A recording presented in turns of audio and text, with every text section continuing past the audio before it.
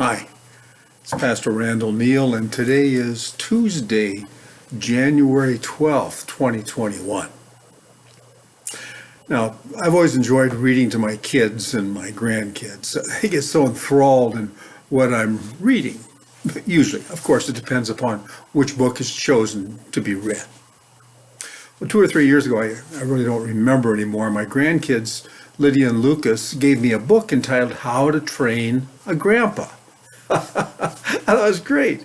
Now, I'd gone down to Houston, Texas for a visit, and they had me read this book over and over and over again to them. I loved it. I loved it. Well, another of the books that has always been a big hit with my 7 grandchildren, but also with my 3 daughters when they were little, it's one of the all-time kids' bestsellers. You know what it is. Can you guess? The Little Engine That Could. Well, do you remember the words, the 4 words that carried that engine up and over the mountain that no one thought he could climb? Remember? If you know them, say them with me now. Ready? I think I can. That's right. That part where the engine says those words over and over. It's my favorite part to read, always to my grandchildren. Obviously, it was one of their favorite parts too, because they would say it over and over again and throughout the day. I think I can, I think I can, I think I can, I think I can. Well, you know what? I have always hoped that they keep saying that, and more importantly, thinking it and believing it for a long, long time. You know, sadly, a lot of us grew up with a slightly different voice inside. Instead of the I think I can, many folks go about saying, I think I can't. I think I can't. I call it the can't chant. You know, maybe you fit that category. Maybe you've been cut down in the past or put down or beaten down in some way.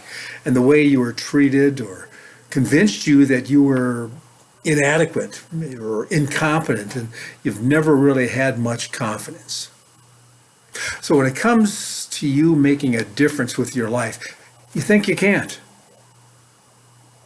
Well, my friends, when it comes to living for Jesus or doing something for God or being what your family needs, the old can't chant echoes in your heart. And that's a shame. Coming to Jesus, coming to Christ, gave you hope that you don't have to be what you have always been, that you don't have to fall down when you've always fallen down, that you can hang on instead of giving up. But then the can't chant starts again, doesn't it? And in spite of the promises of God and the power of Christ in your life, you often end up defeated and discouraged, saying, I think I can't. Well, here's the truth, and this is the point that I want to make today. It's from Philippians 4, verse 13. I love this verse, and hopefully it's one that you have not only heard, but maybe even memorized. Paul said this, I can do all things through Christ who gives me strength. Now, it's important to keep in mind, if you put a period after that everything, I can do everything, period, then that's not a true statement. It's wrong. I can do everything? No, you can't. If it's up to you, if it's up to your resources, your strength, your ability, then you can't chant is probably right. But what blows the lid off your limitations is the rest of the verse. Through Christ who gives me strength. And Paul, well, he amplifies this in another letter in 2 Corinthians chapter 3, verse 5, where he says, not that we are competent in ourselves to claim anything for ourselves, but our competence comes from God.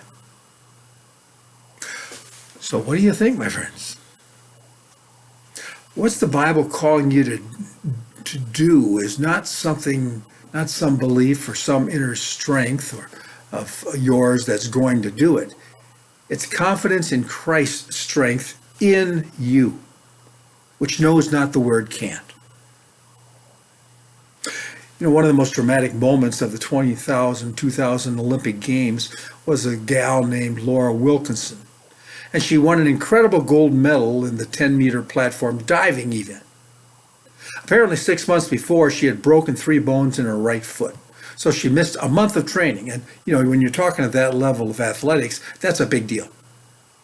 She was a long shot to medal at all, beside the usually dominant Chinese divers. Well, with only 3 dives to go, she was back in 5th place. Didn't look like she was going to win.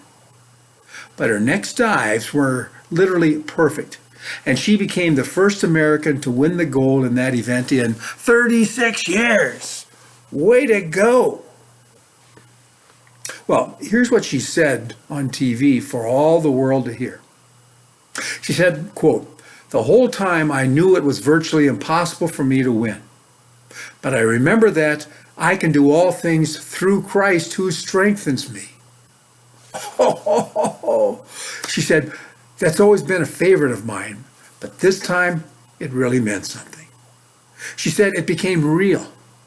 I really was trying to do something that I can't do, but God was with me." End quote. I love it. Way to go, Laura. Way to go. What a witness to her faith, right? Well, what's the takeaway for you and me today?